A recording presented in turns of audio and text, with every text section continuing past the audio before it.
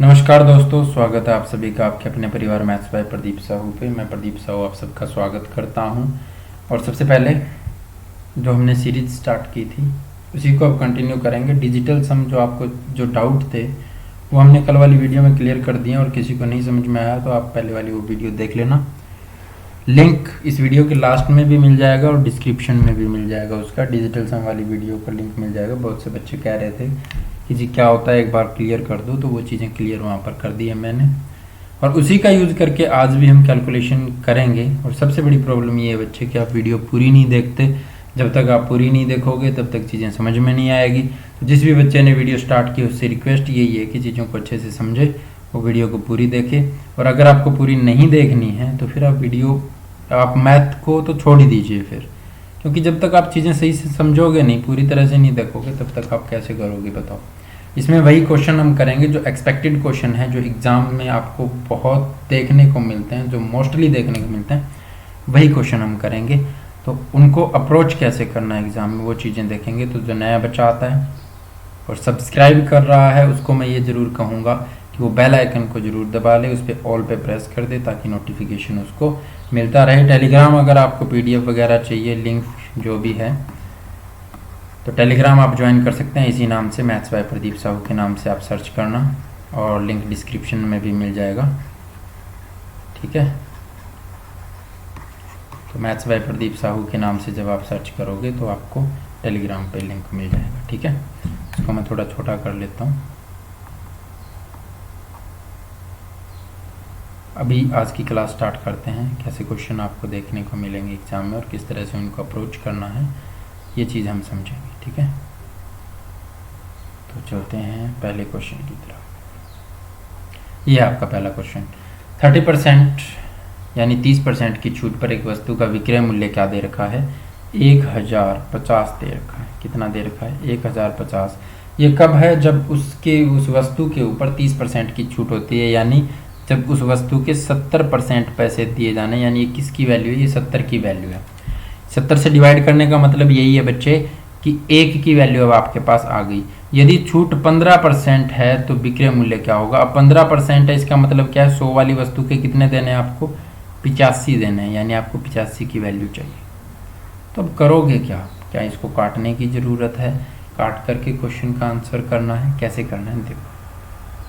तो सबसे पहले तो अगर आप यूनिट डिजिट से, आज मैं एक चीज़ और भी उठाऊंगा कि यूनिट डिजिट से देखते हो तो इससे ये कटेगा और 5 25 आना चाहिए, क्योंकि कहीं ना कहीं, लेकिन आप कहोगे कि 7, तो आप अगर डिवाइड के अंदर जब 7 आ ही रहा है तो यूनिट डिजिट क्यों देखना। आप ये कहोगे डिजिटल सम करेंगे जी। डिजिटल सम कैसे करेंगे? तो नीचे आ रहा है जी 7, नीचे का तो डिजिटल सम 7 हो गया। ये कितना हो गया? 5 और 1 6, और ये कितना हो गया? 8 और 5 13, 13 का कितना होता है? 4, 6 और 4, 6 चौके 24 का कितना हो गया? 6, ऊपर का आ गया 6। जब नीचे 7 होता है, 1 बनाना होता है, तो 7 चौके 28, 4 से नीचे भाग गुना कर देंगे, 4 से ऊपर ही गुना कर देंगे।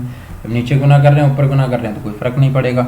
ये कितना हो गया? 7 चौके 28। ये क्यों बनाते हैं ये पहले वाली वीडियो में मैं बता चुका हूँ, तो वहाँ पर आप देख लेना।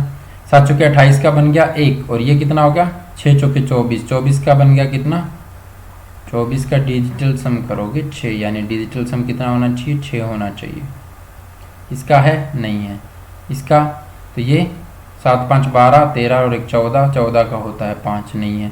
इसका 2 है, तो आंसर तो यही होगा ना। 12 और 3 कितना हुआ? 15, 15 का डिजिटल सम 6 होता है, तो डी ऑप्शन आपका राइट आंसर होगा। तो कुछ भी काटने की ज़रूरत नहीं है, मल्टीप्लाई करने की ज़रूरत नहीं है। नेक्स्ट क्वेश्चन पे चलते हैं। जब भी आपको ये क्या पूछ रहा है? चतुर्थ अनुपाती पूछ रहा है आपसे। ठीक है, आपसे तृतीय अनुपाती पूछे, द्वितीय पूछे, जहाँ भी जो भी पूछ रहा है ना, वहीं पर आप x मान लो। ये इसने क्या दे रखा है? 336 पहला है, 288 दूसरा है, 161 तीसरा है, और चौथा क्या मान लो? x मान लो। अब इसको करेंगे कैसे? तो अनुपाती का मतलब क्या है? किसी पहले दो का अनुपात यहाँ पर जो आएगा, पहले दो का अनुपात जो आएगा, यानी ऐसे ही निकालते हैं ना अनुपात, वो बराबर होना चाहिए किसके? आगे वाले दो के। अब अगर नंबर ही 3 हो, तीसरा अनुपाती पूछा हो, यहाँ पर x लिख रहे हो, तो इन दोनों का अनुपात और इन दोनों का अनुपात बराबर होना चाहिए। ठीक है, तो इसी तरह से आप करोगे। तो अब इनका अनुपात और इनका अनुपात बराबर होना चाहिए। अब आपको x की वैल्यू चाहिए, x की वैल्यू चाहिए तो x को इधर लेकर के जाओ, 161 ऊपर क्या जाएगा 288 288 और नीचे क्या आ जाएगा 336।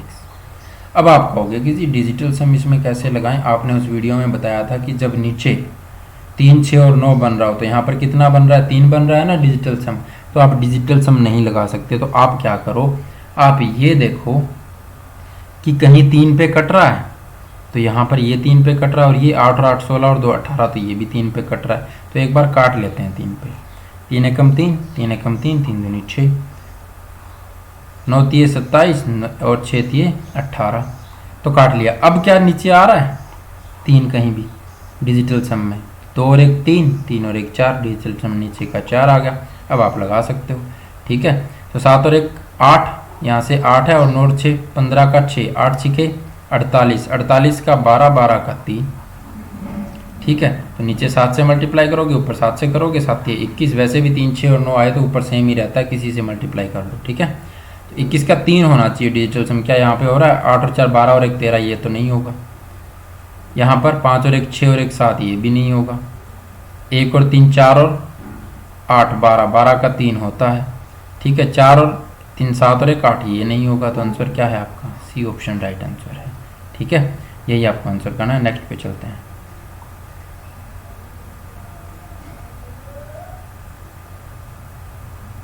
ये हो गया ना। 9 और 90 के बीच सभी संख्याओं का औसत क्या होगा जो 8 से भाज्य हैं? 8 से भाज्य जो संख्याएं हैं वो 9 और 90 के बीच में आपको औसत बताना है उसका। तो आप क्या करोगे, सबसे पहले वो संख्या निकाल लो, सबसे पहले वो संख्या निकाल लो जो आपकी पहली संख्या आएगी 8 से भाग होने वाली। तो 9 के बाद में 8 से भाग होने वाली सबसे पहली संख्या 16, और 90 से पहले ऐसी संख्या जो 8 से पूरा पूरा भाग होती है तो 11 8 88 होता है, ठीक है। और जब भी आपसे औसत निकालने का कहा जाए और पहली टर्म और आखिरी टर्म जब आपको पता हो तो दोनों को जोड़ के 2 से भाग कर देते हैं।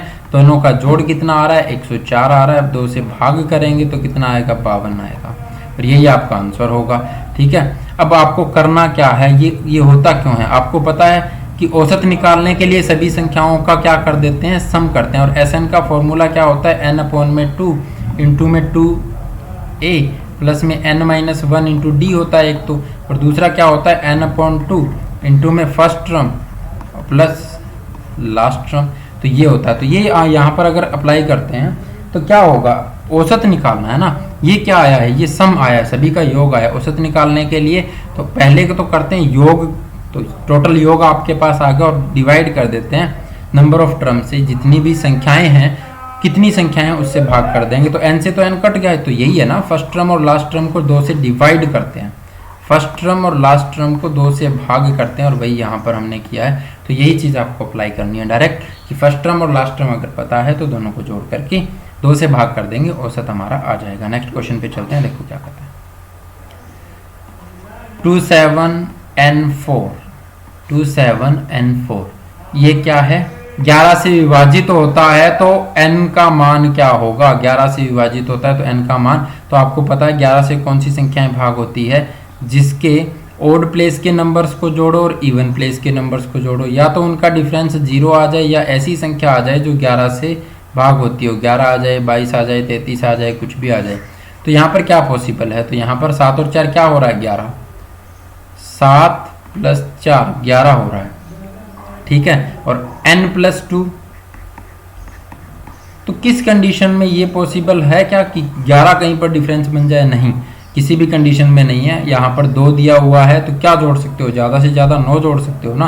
तो 11 डिफरेंस आना तो पॉसिबल नहीं है, तो क्या करेंगे 0 कर देंगे। और 0 करने के लिए अगर ये 11 है तो इसको भी 11 बनाना पड़ेगा 11 के इक्वल। तो n की वैल्यू कितनी आ गई 9, वही आपको आंसर करना है। सी ऑप्शन आपका राइट आंसर होगा। नेक्स्ट क्वेश्चन पे चलते हैं, देखो क्या होता है। यदि एक गोले का व्यास 14 सेंटीमीटर है, गोले का व्यास दे रखा है 14 सेंटीमीटर, उसका पृष्ठीय क्षेत्रफल कितना होगा। तो फॉर्मूला क्या होता है, गोले का पृष्ठीय क्षेत्रफल होता है 4πr²।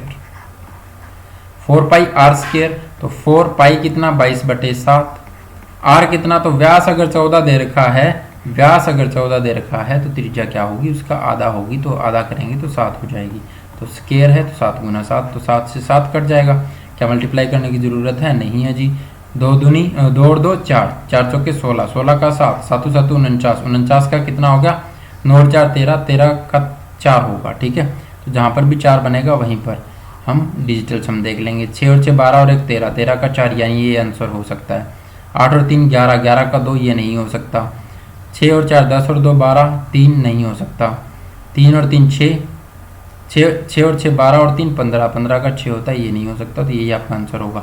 हो सकता है ऐसे आपको आंसर मिल जाएं जिसके अंदर आप क्या हो, कंफ्यूज हो जाओ कि जी 2 का हमारे पास 4 बन रहा है। तो आप उस केस में क्या करोगे? आप उस केस में ये भी कर सकते हो बच्चे कि यूनिट डिजिट क्या होगा। तो 4 दूनी 8, 7 8 56, 56 का यूनिट डिजिट 6 होता है। ये चीज़ें मैं आपको कहाँ पर सिखाऊंगा? यूनिट डिजिट नंबर में। लेकिन ये तब सिखाएंगे जब चैप्टर वाइज चीज़ें करेंगे।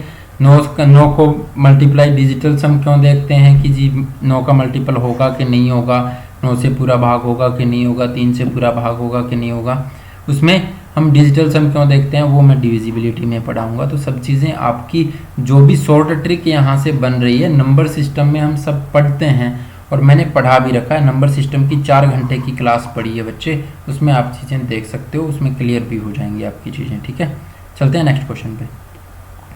20% और 35% की 2 क्रमिक छूट के बाद एक वस्तु को कितने 50,700 रुपये में बेचा जाता है। ये बेचा गया है, कोई वस्तु का कोई मूल्य दिया हुआ था, उसके ऊपर हमने मान लिया कि जी वो x है। तो छूट कितनी दी गई? 20%। तो 20% पहले दी गई तो इसका 80/100 रहा होगा। उसके बाद में 35% छूट दी गई तो 65/100 रहा होगा। ठीक है, अब क्या करें जी? क्या इस संख्या को अब काट पीट के निकालना है? नहीं, कुछ नहीं करना बच्चे। आपको क्या देखना है? नीचे डिजिटल सम 1 1 बन रहा है। ठीक है, यहाँ से डिजिटल सम कितना बन रहा है? 7 और 5 12, 12 का बन रहा है 3, यानी डिजिटल सम 3 आना चाहिए। यहाँ से कितना आ रहा है? 6 और 5 11, 11 का 2, 8, 8 दूनी 16, 16 का कितना? 7, यहाँ से टोटल डिजिटल सम 7 बन गया। अब 3 बनाना है तो क्या करना है? 3 तो वहीं बन सकता है ना जहाँ से डिजिटल सम यहाँ पर 3 बन रहा हो। 7 से मल्टीप्लाई करेंगे, 7 3 21। ठीक है, 7 दूनी 14 होता है, 7 चौके 28 होता है। तो 7 की मल्टीप्लाई में और कहीं नहीं बनेगा। ठीक है, 7 6 42 में 6 बनेगा, 9 7 63 में कितना बनेगा? तो वही आपका 9 बनेगा। हमें तो बनाना है 3। तो यहाँ पर जिसका डिजिटल सम अब 3 होगा ना, वही आपका ये काम कर सकता है कि वो डिजिटल सम को 3 कर दे। तो देखते हैं यहाँ से कितना हो गया? 9 और 2 11 और 5 16, 16 का 7, 7 7 49, 49 का 9 और 4 13, 13 का 4, ये नहीं होगा। आपको करने की ज़रूरत भी नहीं है इतना। यहाँ से डिजिटल सम कितना आ रहा है? 13 का 4, 7 चौके 28 का 1 होता है। यहाँ से कितना आ रहा है? यहाँ से 3 आ रहा है, और 3 7 21, 21 का फिर से 3 होता है, ये आंसर होगा। और 9 और 4 13, 13 का फिर से 4 आ रहा है, 7 चौके 28 का 1 होता है, ये आंसर नहीं होगा। ठीक है, तो आंसर आपका क्या होगा? सी ऑप्शन होगा। ठीक है, चलते हैं। जब आप इन चीज़ों की प्रैक्टिस कर लोगे ना बच्चे, तो ये चीज़ें बहुत आसान हो जाएंगी आपके लिए। यदि कलम की कीमत में 20% की कमी होती है, अगर 20% की कमी होती है तो एक व्यक्ति 100 रुपये में 10 कलम अधिक खरीद सकता है। इस क्वेश्चन में बहुत कन्फ्यूजन होती है बच्चों को, लेकिन हमारी कन्फ्यूजन नहीं होनी चाहिए। क्यों?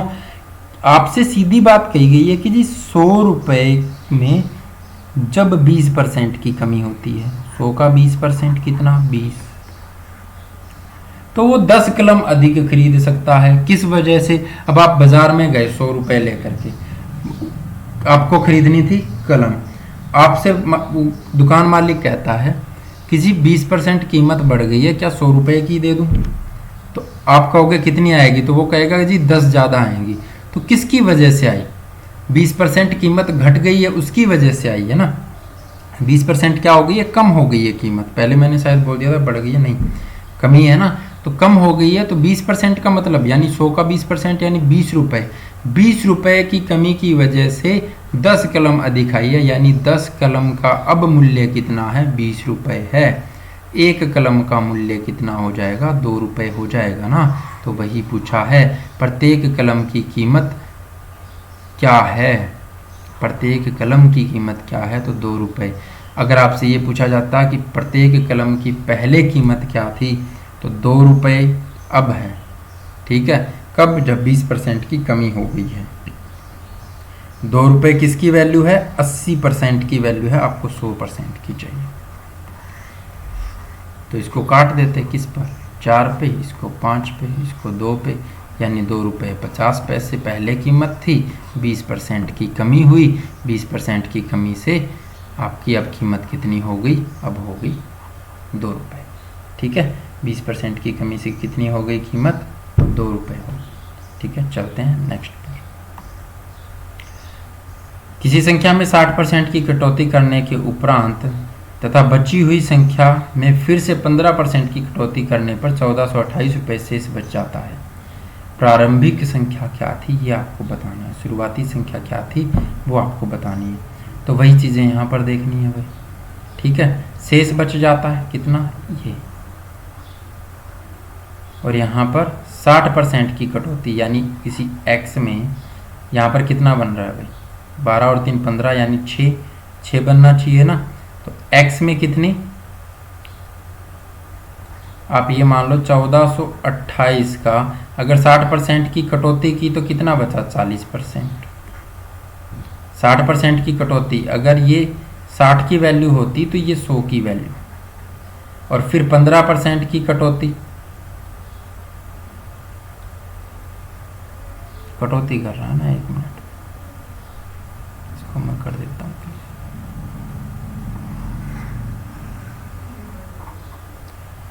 ठीक है, आपने मान लिया कि कोई वैल्यू आपके पास x थी,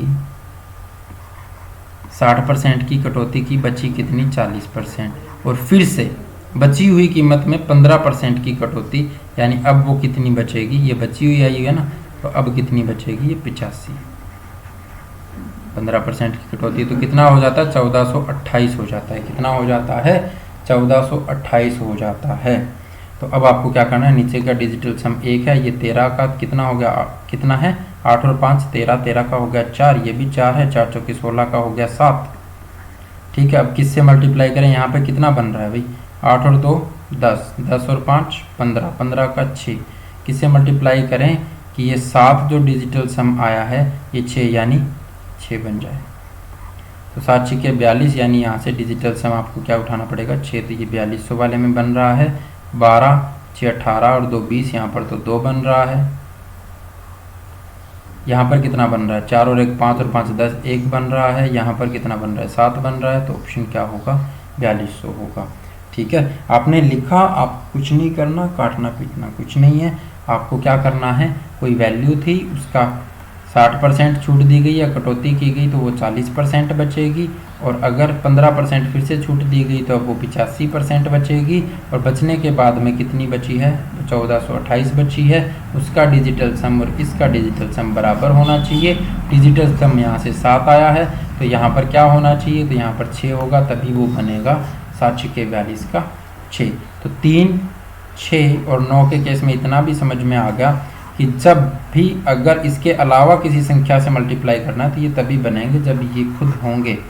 3 तभी बनेगा जब 3 होगा खुद उस संख्या में डिजिटल सम, और 6 तब बनेगा जब 6 उस डिजिटल सम होगा उस संख्या का, और 9 तभी बनेगा जब उस संख्या का डिजिटल सम 9 होगा। जैसे यहाँ 9 7 63 से 9 बनता है, 7 6 के 42 से 6 बनता है, 7 3 21 से 3 बनता है। ठीक है, तो ये था बच्चे आपका अंतिम क्वेश्चन। अगर कोई भी डाउट लगा हो तो आप कमेंट सेक्शन में मुझे कमेंट कर देना, उस डाउट का मैं आपको क्लियर कर दूंगा। टेलीग्राम पर डाउट सेशन भी है, डाउट का ग्रुप, डिस्कशन ग्रुप अलग से बना हुआ है, वहाँ पर आप आपस में डिस्कशन कर सकते हो। नाम मैंने बता दिया, maths by Pradeep Sahu. Description में लिंक भी मिल जाएगा, और पीछे वाली वीडियो जो डिजिटल सम वाली आपकी वीडियो उसका लिंक भी मिल जाएगा। बाकी और कोई भी डाउट हो आप बता सकते हो। जो भी नया बच्चा है सब्सक्राइब कर लेना, बेल आइकन को दबा लेना, ऑल पे प्रेस कर देना ताकि नोटिफिकेशन आपको मिलते रहें। वीडियो अच्छी लगे तो लाइक शेयर और सब्सक्राइब जरूर करना, और कमेंट करके ज़रूर बताना, उससे मोटिवेशन मिलता है। जो आप कमेंट करोगे उसी से मोटिवेशन मिलता है बच्चे, और वही हमारी कमाई है। ठीक है, तो इस वीडियो में इतना ही। नेक्स्ट वीडियो में फिर मिलेंगे अच्छे क्वेश्चनों के साथ। तब तक अपना और अपनों का ख्याल रखिए। Okay, bye bye, take care, love you all.